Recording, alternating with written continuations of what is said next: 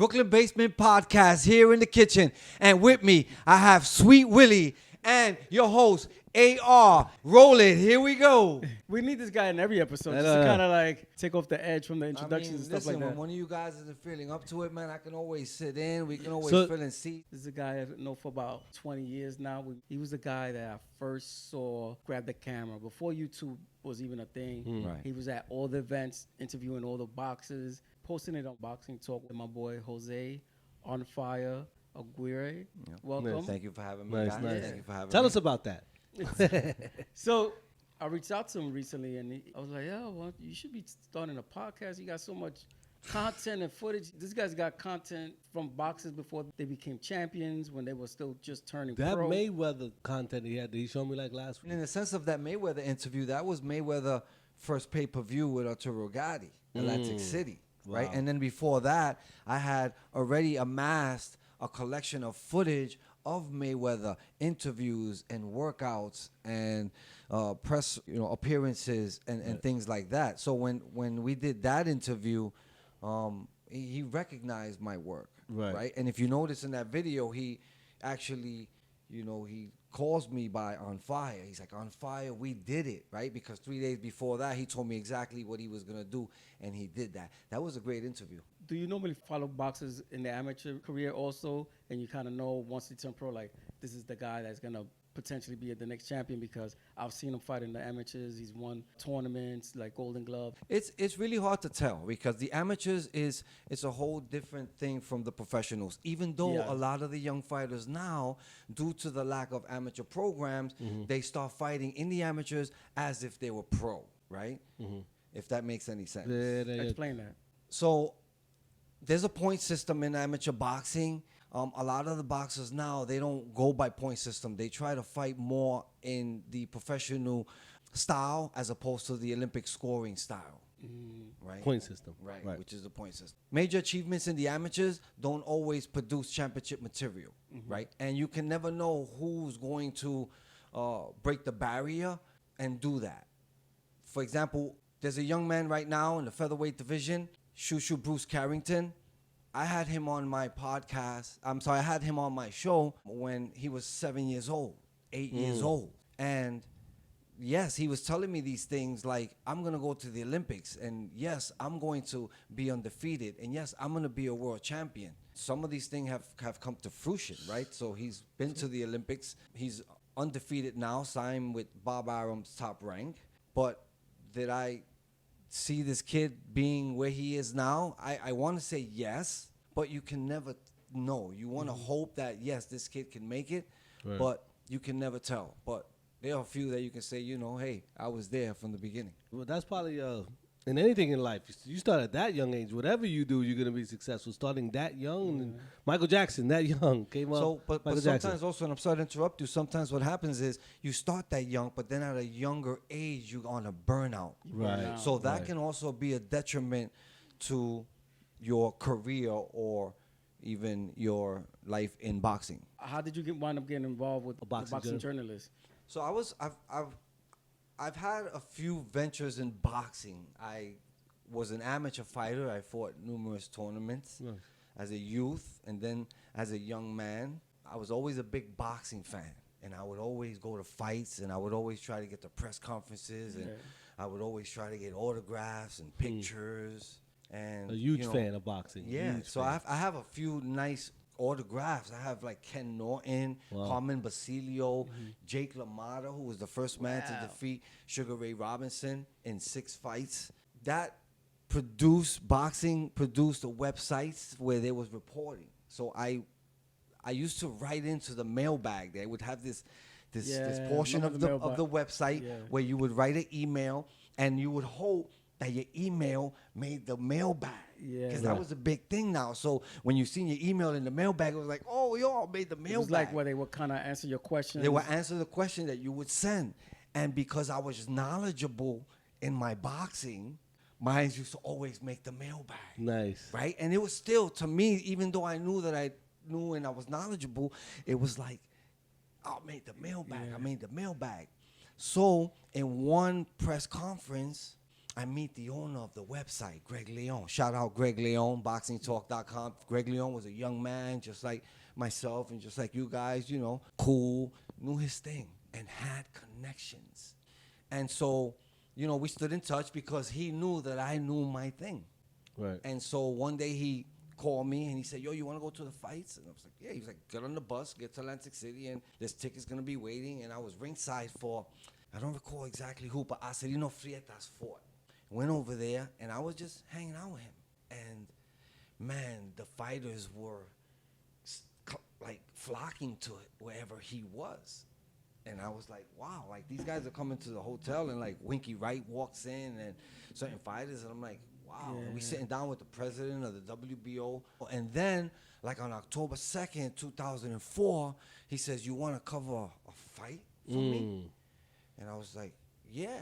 And he was like, Tito Trinidad against Ricardo Mayorga. Oh, the Garden. At the Madison Square Garden. I was at that fight. Louis fought that Yeah, card. Louis fought that day. So I was like, okay. So I went and I bought me a little Sony camera, extra batteries, a tripod, a little microphone. But what, at this point, you told him I shoot videos or I do interviews? Or I hadn't done anything at that point. What made him think, like, let me reach out to Because I fight? knew my The thing. knowledge. I knew my boxing. Like, Right. So you just I sent knew you my out there. boxing, right? And the videos were already, he was already doing videos. So I already knew what was what. So he's like, you want to do it? And I'm like, yeah, sure, let's rock it, right? On that night, October 2nd, was the beginning of the beginning. I Right. did like 13 video interviews. Wow. What a fights is starting, too. I got Tito Trinidad. I got Mayorga. I got You had to get Don Fernando King in there. Vargas. I got Lou DiBella. I got Zahir Rahim. Jim Lampley. Was it like an instant Inspiration. love? Yeah. You know, I love the sport. So to be able to, like, you know, now I don't have to chase an autograph, right? Now I don't have to chase a photo because now I'm standing side by side with this guy and I'm, like, actually interviewing. So that is my, right, my autograph and my photo and my memory. So, you know, that was great. And at that time, there was a couple other people doing it, right? There were not many. There was, like, you had a few websites like secondsout.com, but they Seconds wasn't Out. doing video content, right? You had Boxing Talk was like the main one. There wasn't much. Maybe Boxing Scene, Fight News. There Right. wasn't many that were doing video content. Then boxing scene that kind of like follows suit. That was Boxing Scene came a few years after, right? Boxing Talk, we had a nice run with Boxing Talk. We covered a lot of fights. We interviewed a lot of fighters. We got to have the access that Greg Leon had, right? Access, like, for example, when Roy Jones beat Tito Trinidad at Madison Square Garden as well. See, my thing was I come from a boxing background, right? So when I talk to a fighter, it's a different type of conversation Right. than journalists who have not have had fights or have been inside of the ring. Can they understand that when you talk to them? Right. So I never had liked my videos to be in like a round table type environment or with other people recording over my shoulder because I knew that my questions were going to be bar none the best questions out there. So I used to like to do my videos exclusive. So at that time, Greg Leon, because of Greg Leon and Boxing Talk, I was able to have that access. Where when Roy Jones beat Trinidad and he was over there doing a whole barrage of media, I said, Roy.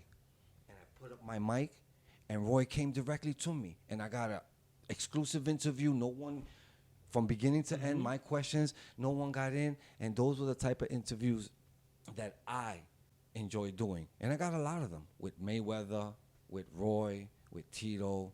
Which one would be, you think, your most memorable interview? Without saying Mayweather, because that's gonna be No, probably, no, but and like it's, something that's ironically, like it's not Mayweather, right? I'd have to say, on the first day that I did interviews, I got Jim Lampley of HBO across the street from Madison Square Garden at the hotel after 2 a.m. in the morning. Now, first of all, did I expect him to talk to me? No, but he did. And when he did I expect him to give me the interview he did? No. Wow. But I think that was done because when I asked my questions, he said, this guy knows what he's doing. What he's And the talking about, interview was an awesome interview. First interview. Check it out on YouTube. Tell us about Yeah. that. Jim Lampley. It's a great interview. and you got If that's- interviews with like Mayorga, Cotto, all these when they were young. young or early in their career, Very but early. they were the top fighters in the era that I was doing the interview. So this was pre-YouTube, right? So Yeah. YouTube came out like in 2005. Valentine Day 2005 was the big YouTube release date, right? We're doing interviews. We're talking to fighters. This is before Floyd Mayweather became a superstar. Before his first pay-per-view. This is when we were out there. So the names of fighters on my resume are big and long. And at the time, you know, and so this time they're greats and they might be Hall of Fame fighters. Shane Right. Mosley, Oscar De La Hoya, Bernard Hopkins. I also Yeah, talked like to some Margarito when he was still considered the most feared man in boxing. Margarito, Cotto. Yeah. And there's some fighters in there that were classic to me, like Ken Norton and Joe Frazier and Jake LaMotta, Yeah. right? And a couple of the Olympians like Riddick Bowe and Mark Breland. Why did you stop doing the interviews? There was a lot of politics, right, behind the scenes. For example, they would reach out and say, "Hey, we would like for you guys to cover this press conference or cover this fight." And so it's okay. At that time, I was working 9 to 5, and I was, you know, making my way out somehow, some way. And cover me. I'm gonna go out for an hour or two. Press conferences always started late, so let's think 3, right?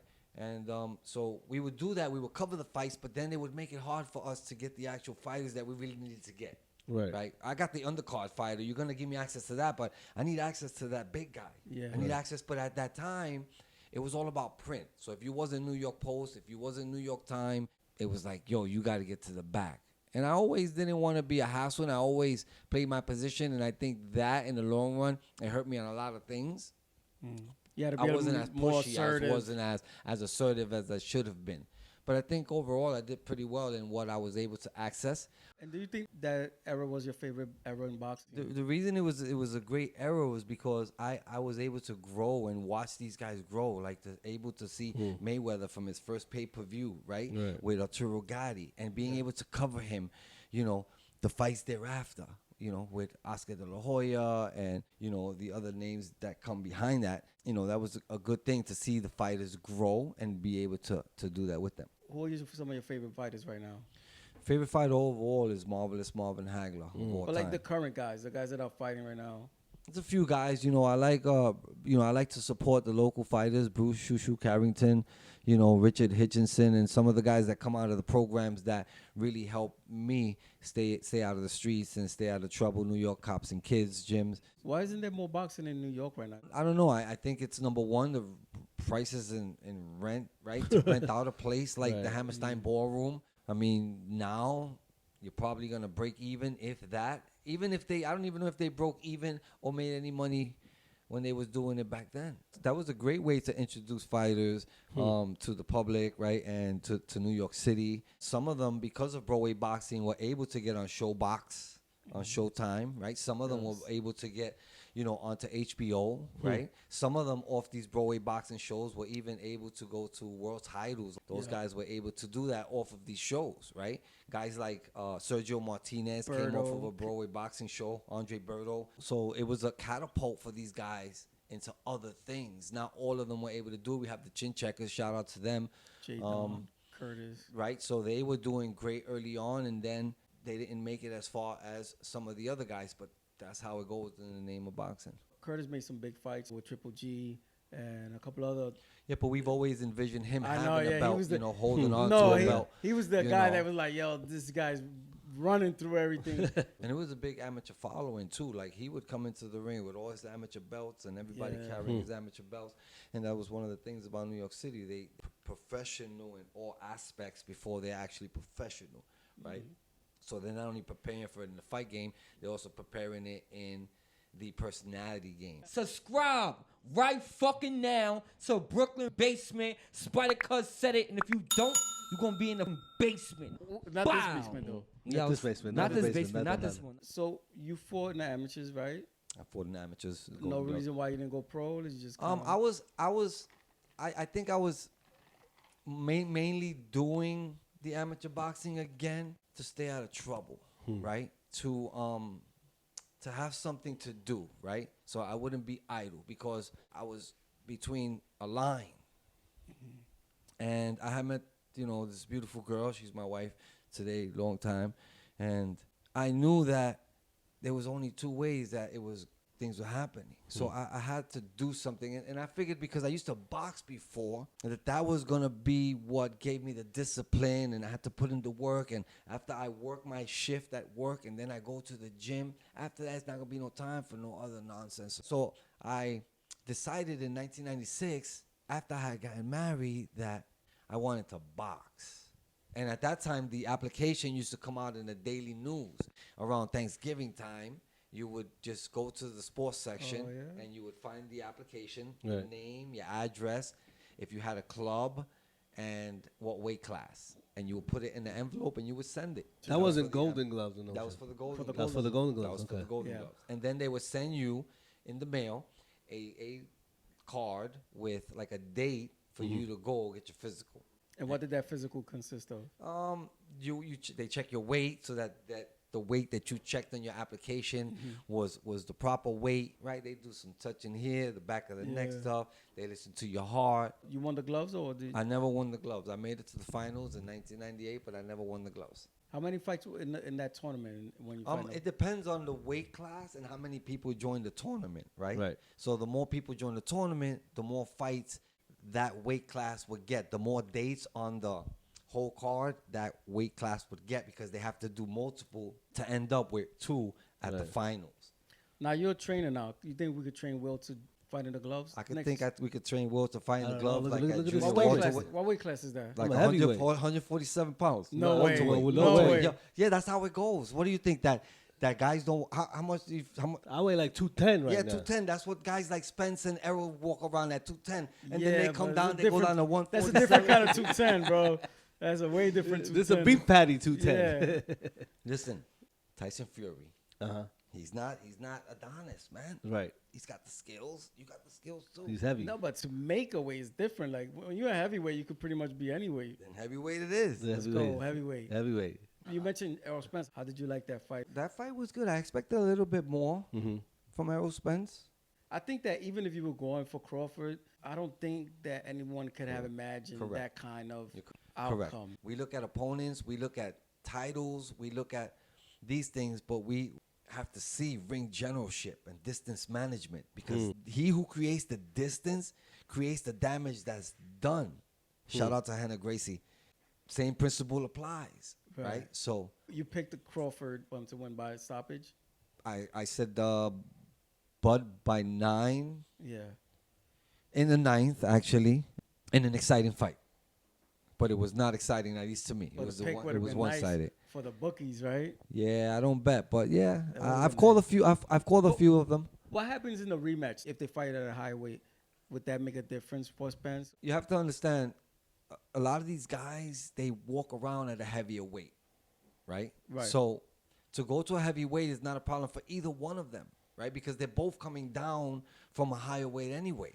But some fighters struggle more than others to make weight. Right. Some fighters go into training camp having to train to lose the weight, as opposed to training for technique and training for the fight. Floyd Mayweather, Bernard Hopkins, those come to mind when fighters stay around. But most of the time, fighters, even in UFC, they walk around at a certain weight. And so what happens is they figure, let me go from 180 pounds, 190 that I walk around, let me fight at 140. So yes, I'm going to have to do a lot, but I can do it. So they go from 180, 190, and they go down. And that's why when we see them at the weigh-in, you see them, they look sunken. And then so what happens is, after the weigh-in, then they can replenish.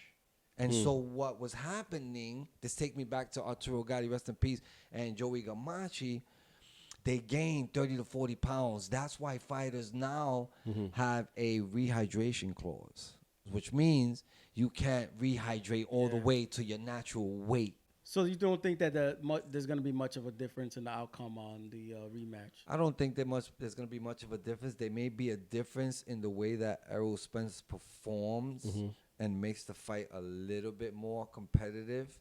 But I think going in there, number one, he's going to have in the back of his mind the outcome of the first fight. No matter how much you get over something, it's always going to be there. How much? That all depends on his mental state. That's going to be the most important thing coming into that fight. It's not going to be his skill set or his conditioning. It's going to be his mental. I saw that Mayweather said that he can help Spence beat Crawford, that he knows exactly the things he needs to beat him. It's possible, right, that someone could come up with a game plan to beat Crawford.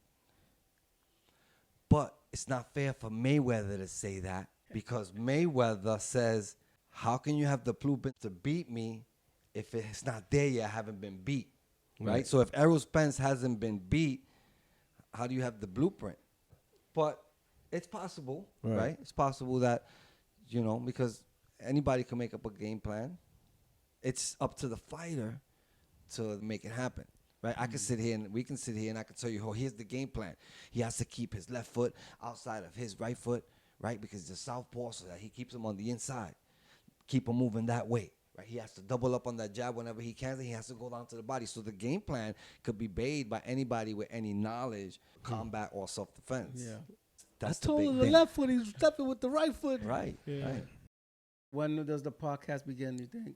Well, we're doing a lot of the groundwork now. We're not going to rush anything. We're not going to rush the process because boxing is going to be here. I'm going to be here with some big names, you know, some good interviews, interesting interviews. Who would be someone that you would like to interview? I would love to interview Jim Lampley, right? Because in my last interview with Jim Lampley, we touched on a few subjects. Roy Jones, he had just been knocked out twice.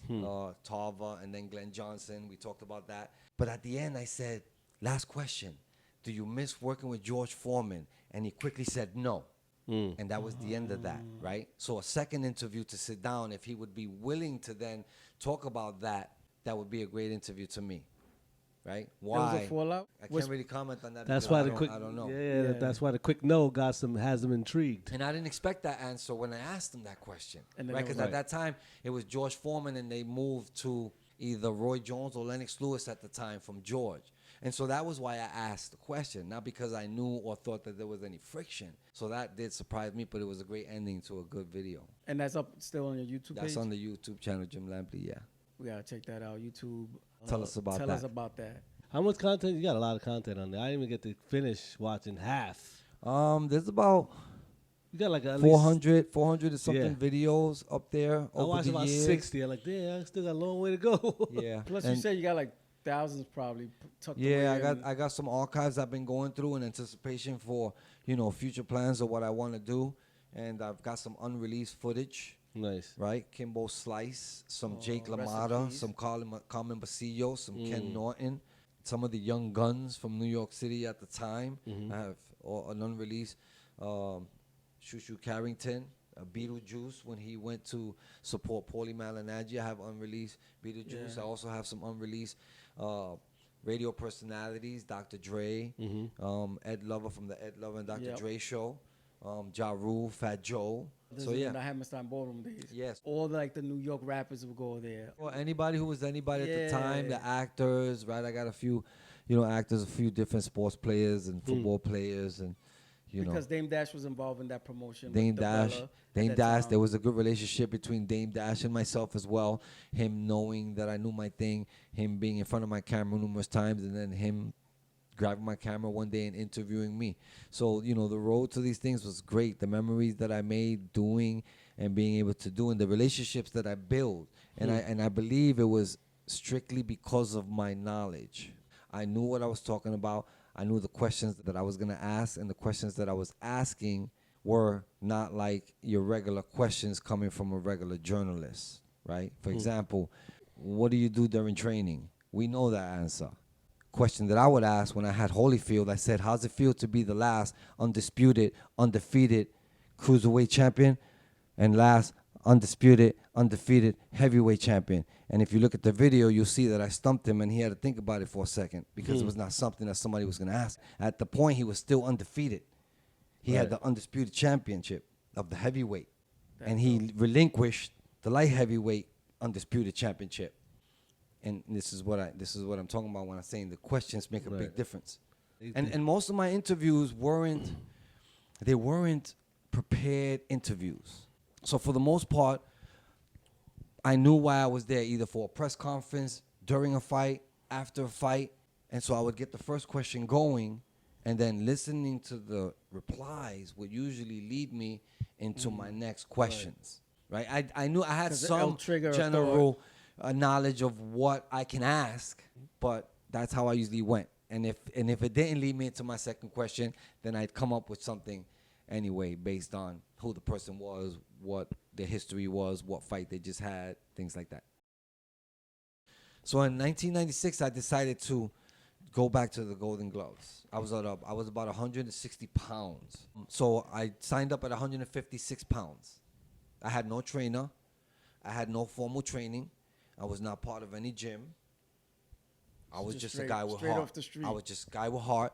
Even though I had boxed in my younger days from like, I don't know, I was maybe 13, 14, 15. I boxed. Shout out St. Mary's Park in the Bronx. I took up boxing in the PAL in the Bronx. And then, you know, I became a teenager running around the streets. So I decided I did 156 pounds and I had no trainer. I showed up at the event. I brought my friend Lefty with me. Yo, hold the video camera.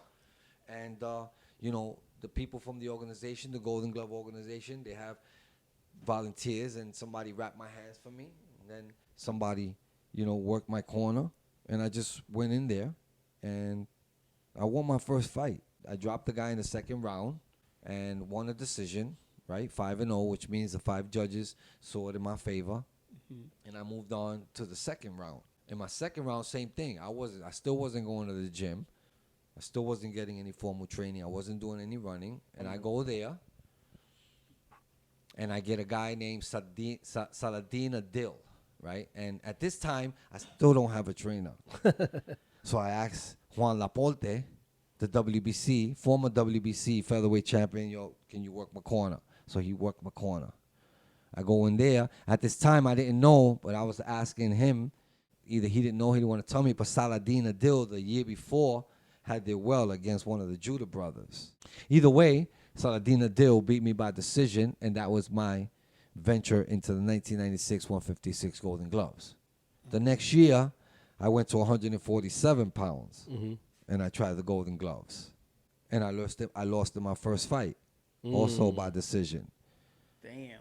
The following year after that, 1998, I go down to 140 pounds. Wait, maybe you should have been going up instead of down. That's ironically, that's the case, right? So I'm moving down. Not only do I move down to 140 pounds, I turn southpaw. Are you lefty naturally? No, I'm naturally right-handed. I fought right-handed. What the fuck you was thinking about? I turned southpaw.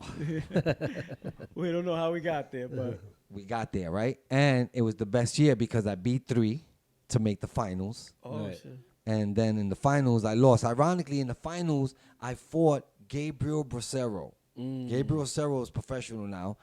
At the time, we were teammates. We were from the same gym, right? We were being trained by the same guy, his dad. So at the time of the finals, his dad went to his corner, and I had to get somebody to work in my corner. That sucked.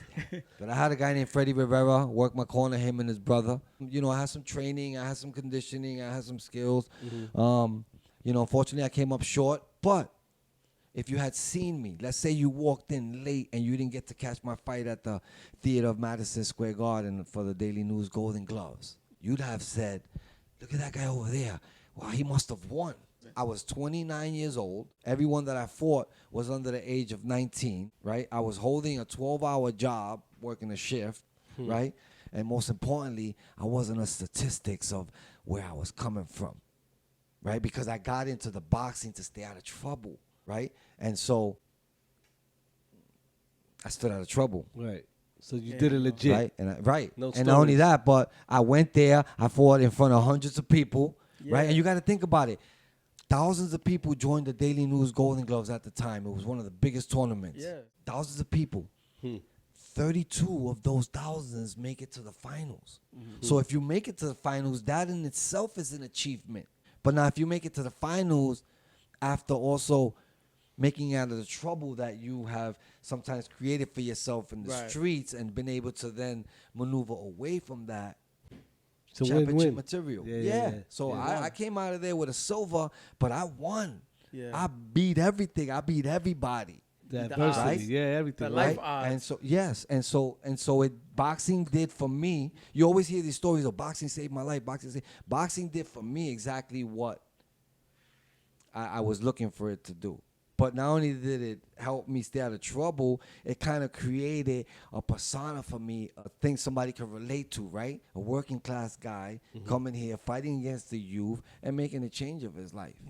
So that was an important thing for me throughout that whole tournament between 1996 and 1990. I want to say 99 because after 1998, when I made the finals, the next year was even better because they did an article. They used to write articles in the paper. They did an article about who all the champions that were returning. Check this out. They did an article about all the champions that were returning, but in my weight division, they didn't mention the guy who beat me. They mentioned my return.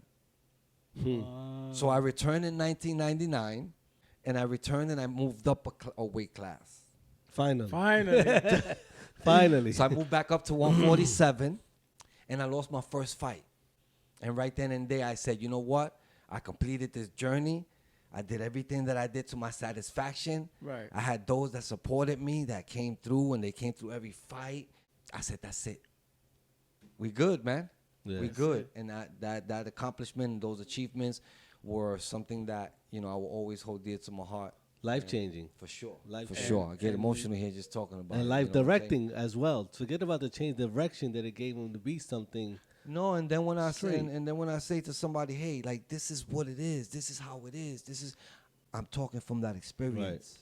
Right. I'm talking about making the change, putting yourself through a lot of hard work and dedication and, you know, sacrifices. There were times, man, I had this guy named Christian Diaz. He worked for me. Shout out to Christian Diaz. If you ever see this, man, I love you, man. Christian Diaz I used to run a messenger office at 125 Fulton Street, but I was training so hard and stuff. I used to go to the office and I used to fall asleep. Like, we had a messenger, it was a desk, fiberglass, messenger on that side, dispatchers on this side, right? Yo, go make this pickup, go deliver this. That was supposed to be my job. And Christian Diaz was my messenger. And he used to come in there and do most of that because he knew while I slept under the counter because I was training and, you know, I wanted to. That's a friend. To do this. Man, he was more than a friend, man. He's my brother. He's my brother. We were talking about that earlier, right? About friends and associates and things. That was my brother, man, Christian Diaz. Shout out. So now the podcast coming early 2024. So we're looking forward to that. However we can help, you know what I mean? You know. I really appreciate it. I mean, you've already done some inspiration to me, right? And having your podcast and getting your podcast started. And I really appreciate you having me on here, right? I came over here. I've been over here twice behind the scenes. You showed me a couple of things. It's probably the third time now. Yeah, this is the third time, fourth time. Yeah, you definitely motivated. And that was appreciative. You know what I'm saying? And it's inspiration to see you here and doing it. And, you know, I'm proud of you. Hopefully, you know, I get to a point where I can get you guys over to my podcast and we can do this whole round robin. But even if we don't do that, at the very least, you can help us train Will for the Golden Gloves next year. Yeah, and for sure, man. Golden Gloves. It'd be nice to put on the wall back there. Nice little set of Golden Gloves on the wall, you know what I mean? Yeah, we can definitely do that, man. We can Yeah, get in I won't shape. even slap box. Forget about golden gloves. We always ask our guests, look into the camera and tell them how this is the best podcast in the world. This is the most fun you've had since you got married, since you almost won the Golden Glove. You got The silver. This is even bigger and better than that. Just tell them. Don't look at me. Just tell them. Just tell them. I got you. Don't look at me. Yeah, just tell them. It's the best. Brooklyn Basement. God did. Brooklyn Basement Podcast. Tune in. This is the best show right here. If you want some nice, informative, and insightful videos, Sweet Will, AR. This is great. This is some of the best time I've had in quite some time.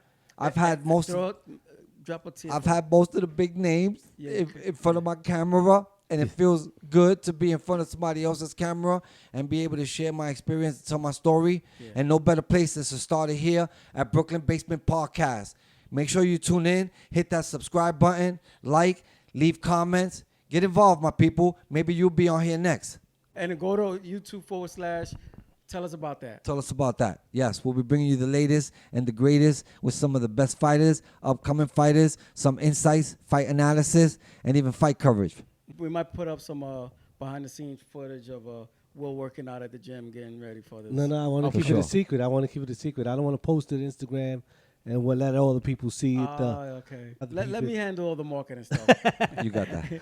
Yo, we'll sign us out. That's thank y'all for tuning in, man. Brooklyn Basement Podcast, my man AR. Of course, Fire in the building. Tell us about that. Don't forget to subscribe to his channel. He subscribed to ours. You subscribe to ours. Subscribe to his.